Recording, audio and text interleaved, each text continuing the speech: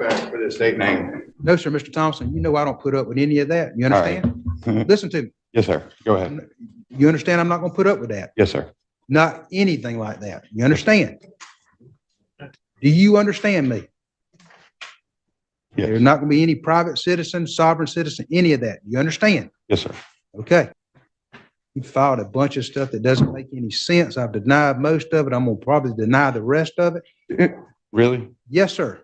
All right. Absolutely. I got some education to go, huh? Sir? So I've got some education to go. Yes, sir. You're here today you got a new law violation of driving my license suspended or revoked. You don't want to have an attorney appointed to represent you? No, sir. Are you sure? But that's the thing is I've never even been pulled over. I don't know how I got a license or a warrant or anything. I haven't been pulled over in more than a year, any emergency contact. I went to go pick up a records request and they gave me a warrant instead of the records. Do y'all know anything about this? As to the new law. Do you have a driver's license? No, sir. Don't answer that. I shouldn't ask that question. Fair enough. Fair enough. Strike that from the record. You transfer that to? Just filed. I just filed in the court file. I tried to and they wouldn't accept it. All right. Was he arrested? Is there a new arrest for driving license suspended or revoked? State? Yes, there was a bench warrant issued on 1/23/24 that's executed 1/29/24. Said I was just doing a records request and had an agreed upon date to pick it up, went up there to pick it up and gave me a warrant. So the records are requested. I tell you what, I'm gonna let y'all Return do that? Listen, I'm gonna leave him on probation. I'm gonna set this for preliminary on April. What's that April date? April 17th. April 17th. I'm gonna let him take care of that in county court and see what happens. Okay. Thank you. And I think that's the only violation he had. Yes, sir. Keep doing what you're doing on this, and then we'll see you back in April, and you can take care of that in county court. Okay. Right. Thank you. Yes, sir. Sign a notice. Buckle up, guys. Today we are going to meet one of Florida's toughest judges, Brantley Clark, who wastes no time clapping back at sovereign citizens and their fantasy law nonsense. This intro sets the stage with a straight-up warning from the bench. No more private citizen games, no more legal fairy tales. Judge Clark means business, and within 60 seconds, you'll know exactly why this courtroom has gone. The beneficiary, Cedric Alexander, a human being. Mr. Alexander, I don't accept any of that. If you want to state your name, state your name. If you don't, that's fine. I'm Cedric Alexander, the beneficiary, sir. No, sir, I don't. The beneficiary doesn't mean anything to me. Says, are you Cedric Alexander? I'm a human being, Cedric Alexander, not the corporation. What be hell with that? I'm a human being, not a fictitious entity. On your first appearance, I'm going to appoint the office of public defender. You've got a failure to appear on a misdemeanors. I have ordered to be held without bond on that. I'm going to leave that as it is. You got a possession of methamphetamine and see, that might be all the same thing. Yeah, you just got a failure to appear. The officer didn't even come and do depositions because there's a lot. That you've got to drive my license suspended or revoked. I'm gonna find there's probable cause. I'm gonna set. That's a third degree felony, punished for 5 years. Florida Department of Corrections. $5,000. I am going to set a $5,000 bond. I'll see you March 11th at 9 o'clock. Good luck. Thank you, sir. All right, go ahead and step out for me. Yes, sir. Do you still wish to represent yourself? Yes, sir. Yes, sir. All right. Mr. You can call your first witness. All right, state calls officer Zip. Richard Zip. All right. Just swear the witness in.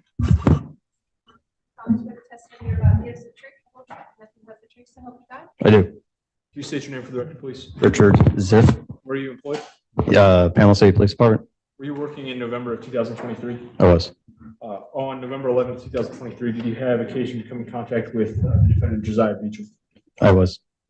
How did you come in contact with him? It was an investigated stop. Mr. Beecham's vehicle was having a hard time maintaining its lane. I conducted a traffic stop on the vehicle. Vehicle drove over the curb.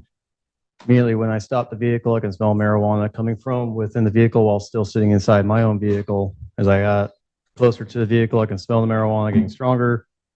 When I made contact with Mr. Beecham in the driver's seat, I informed him the nature of the stop, also told him I smelled marijuana in the vehicle. At that point, Mr. Beecham was saying I was violating the Treaty of Florida, asked him to identify himself. He refused to identify himself. He began to call 911 and requested a Bay County deputy respond to the scene because he refused to cooperate with me. Officer Ziff, at some point, based on the smell of marijuana, did you search the vehicle and Mr. Beecham's person? I did. During that search, did you locate anything of note, of significance? We found trafficking amounts of controlled substances. I believe we were, one of them tested positive for cocaine. There was marijuana and we believe fentanyl. Did you find any firearms during the search? There was a firearm located underneath the driver's seat that Mr. Beecham's. All right, guys, this next moment feels like a scene out of a sitcom. A defendant shows up claiming he got arrested just for picking up public records, and somehow walks away with a bench warrant instead. But Judge Clark isn't buying the confusion. He keeps it cool, places the man back on probation, and sets the date. It's a bizarre but classic example of how messy sovereign logic collides with real-world law. For a felony. I believe the same charges. No, that's all my questions at this time. Mr. Beecham, any questions? Yes. So did I have a passenger in the car with me at the time? You did? Upon you saying you smelled the smell of marijuana, did I say that I smoked hemp? You did admit to it. I said I smoked hemp, right? You said you smoked marijuana. Sir, did you have on a body cam? I did. And okay, thank you, Your Honor. So I said, so your body cam was on at the time, and did you get any competent basis on the traffic stop as far as like a recording of that video? I don't have a dash cam. You don't have a dash cam in your car? We don't have dash cams in Panama State Police Okay. cars. That's cool. And that was failing to maintain the lane. Okay, was it any other traffic on the road? You were the only vehicle. Okay, and how long were you behind me before you actually pulled me over? I was behind you about 2 blocks, watched you drift over the center line several times. Several times, drift off the line. Did you have to catch up to me? Your Honor, I have a dash cam and rear view cam. I'm probably gonna introduce the, what you call it. Did you actually have to catch up to my vehicle, or? I did not have to catch up that much. I was right behind you. I'm saying that the stretch of the road was, we was traveling on Beach Drive, that's right?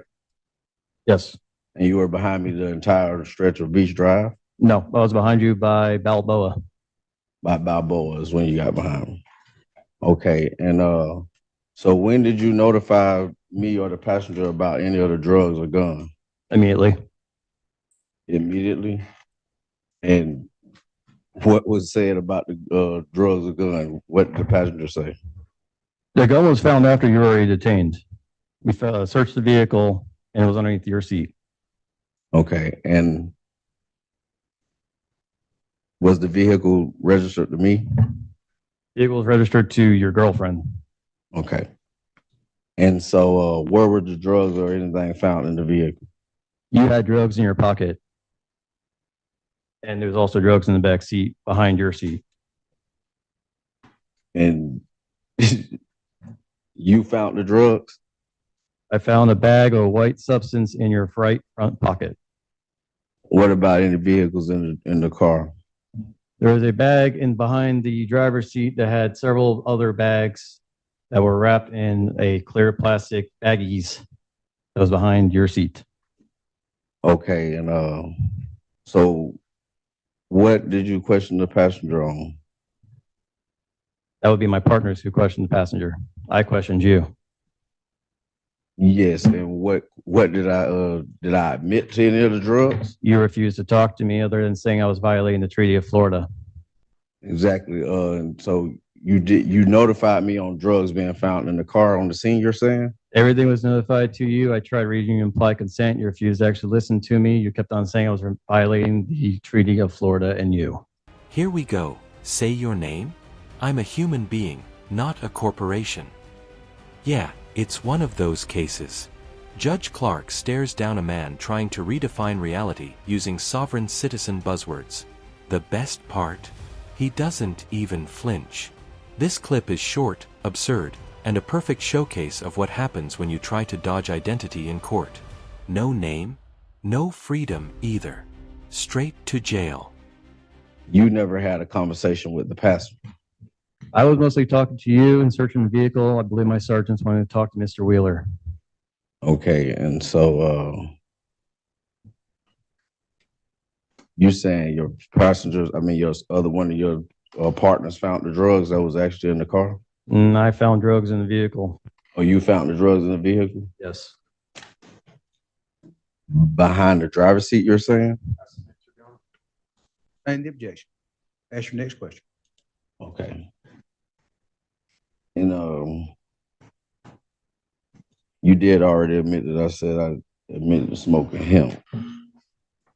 Okay. And your vehicle is not you say they don't got dash cams. Okay. So at the time, did you have a sight on the passenger and the driver at the whole time? I was right there behind the A pillar or B pillar. What was that, sir? I was there the entire time talking to you. No, okay. So when you extracted me out the car, did you have eyes on the passenger at that time? After I removed you from the car, I did not have eyes on the passenger, just you. Okay, cool. And so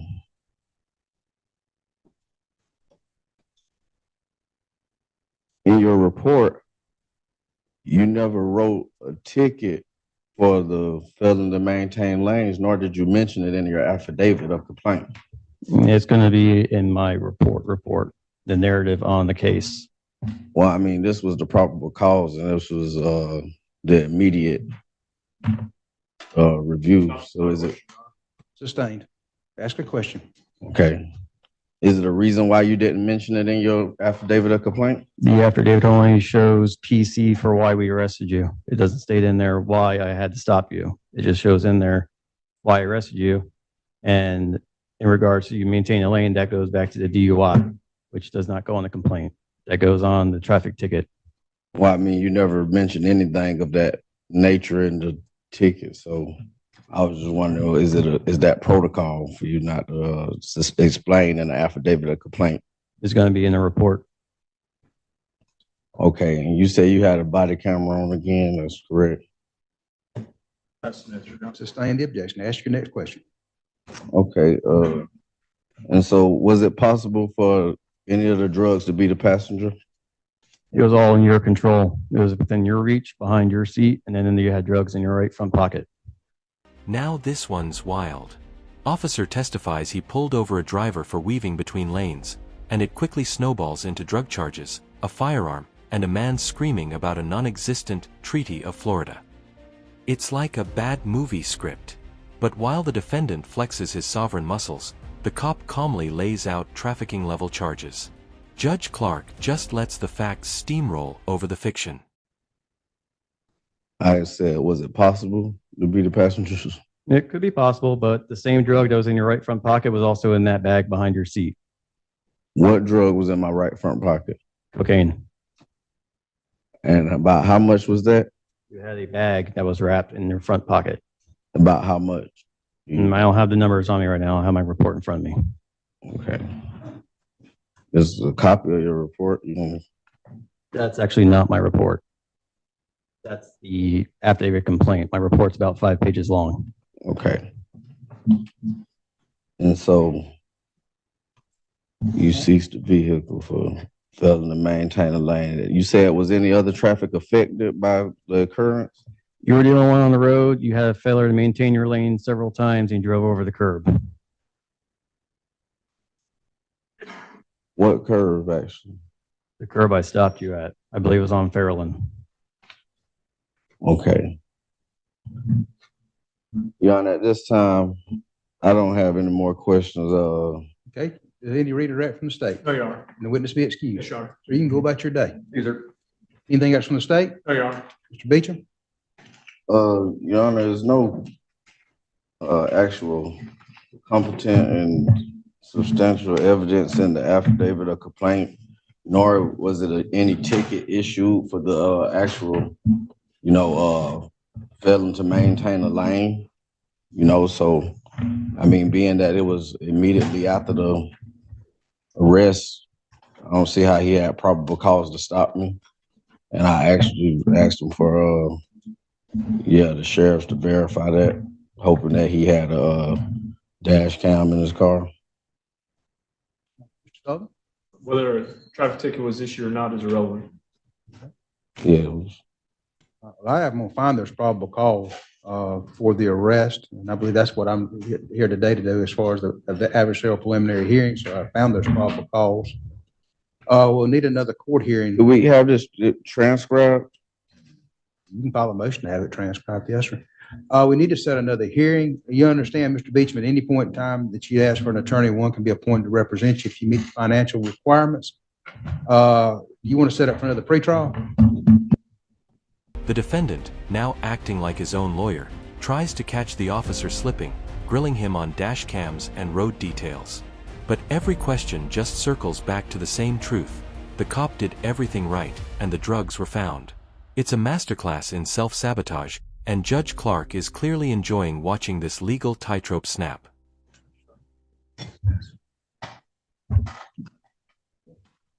I'm not sure whether he wants to represent himself or not, because the second thing I would address is the state's filed a motion in limine that we object to. Depending on the ruling there, I'm not sure if that will affect Mr. Baker's decision. All right, well, let's take it the motion in limine right now. It's the motion in limine. Mr. Ferrer, you filed it? Yes, Your Honor.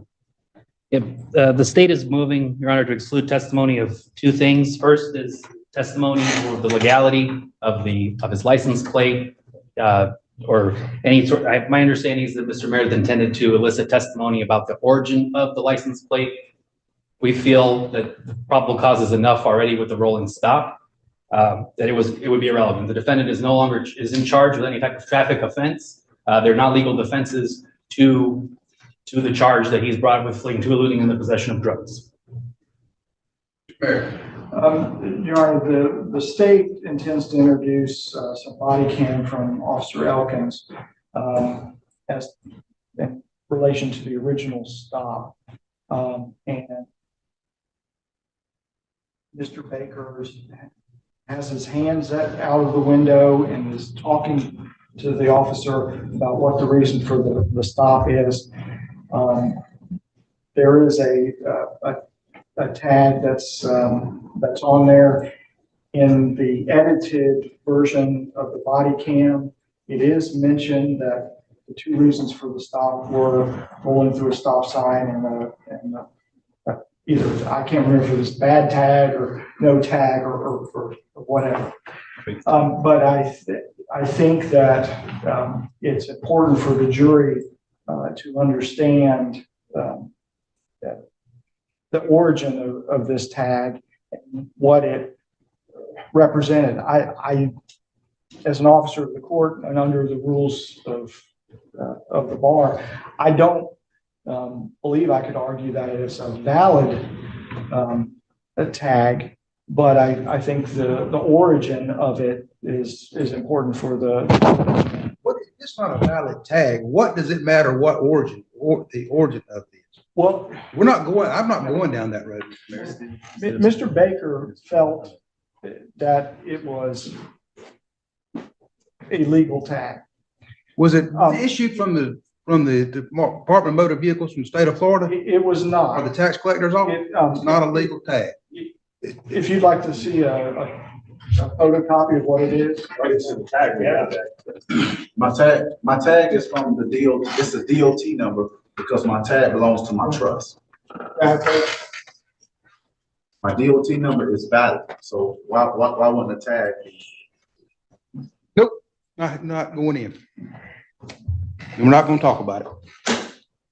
Can I put anything on the record? You can put it on the record, but I'm telling you, I'm not anything that's not a legal tag from the state of from one of the states of the United States or I guess. It is. You got the information yesterday. He emailed you the information where the tag came from and what was going on with the tag. Your Honor, I I was. can't have a custom tag. Let Mr. Meredith make your argument, sir, please. Your Honor, the number that's contained on the tag, the 412-5492, is a Department of Transportation number that is assigned to Mr. Baker. I have gone on their website. You can search that number, and when you do, it comes up with Mr. Baker's name, his address, and all his information. Now, Ever seen someone argue their way into deeper trouble? That's exactly what happens here. The defendant keeps poking holes in paperwork, asks about body cam footage, and challenges ticket procedures, but gets smacked back by clear testimony every time. It's the classic sovereign move: try to win with technicalities, but forget the mountain of evidence sitting right behind you. there's a second paragraph. Right. You know, there's a second paragraph on there. The state is looking to exclude any testimony in terms of defenses related to the defendant's status as a sovereign and or a private citizen. I like to point the court to controlling authority in Barber versus Bay County Sheriff's Office Jail Facility. For the record, the site of that is 308 3rd Southern. It starts on page 254. I like to quote from this case, Your Honor, that says the sovereign citizen theory has no basis in the law, and parties that make it are in danger of court sanctions.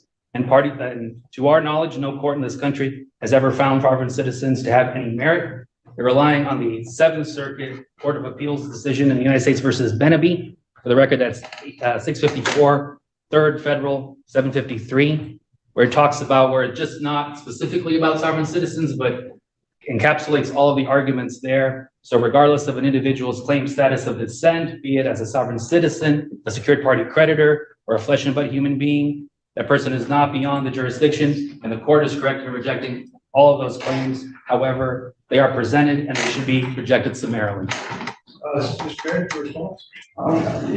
We're not raising it as a defense, but I believe that Mr. Baker testifies for the jury to understand what was in his mind on October 7th of this past year. They need to understand his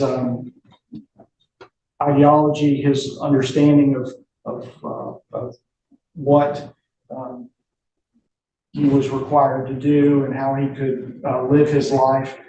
It's not, again, I cannot raise it to a defense, but I think we need to talk about what he felt in his mind. If it's not a defense, why is it relevant?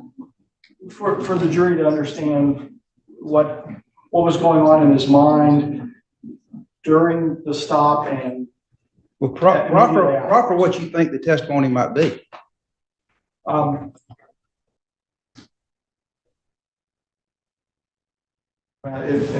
It goes back partially to the tag, but he had thought he had registered the tag properly through the United States Department of Transportation.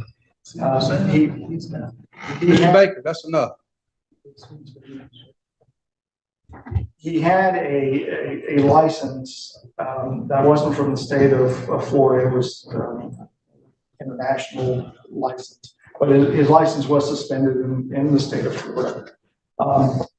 But when he was stopped, again, he was trying to ask the officer what was the purpose for the stop. The officer, immediately upon exiting his vehicle, prior to any fleeing, unholstered his service. Now the finale of this case is something else.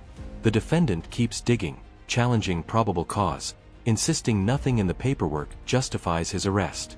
But Judge Clark, as always, brings the gavel down with calm precision.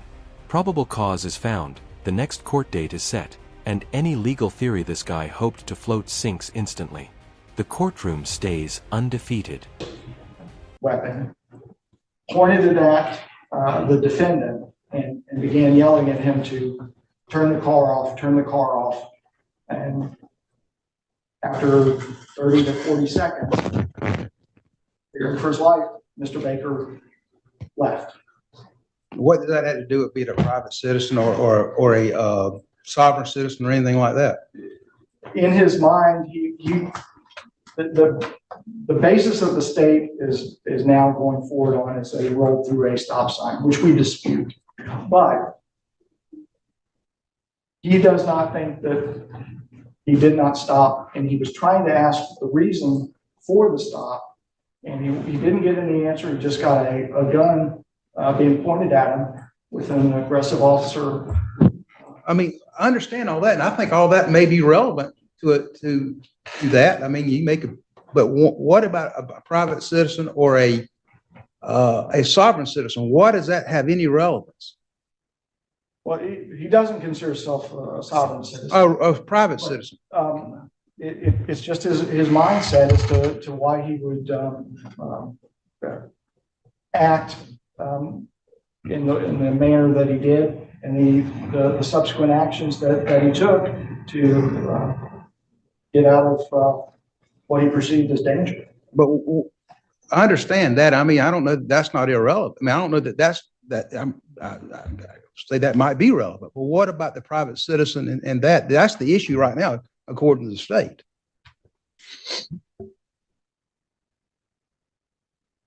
And finally, we head into trial where another sovereign citizen tries to legitimize a fake tag using a Department of Transportation number. The defense attorney gives it a good try, but Judge Clark isn't having it. He references actual case law, rejects the private citizen argument, and calls out sovereign ideology for what it is, legally useless. It's a brilliant smackdown to end the madness.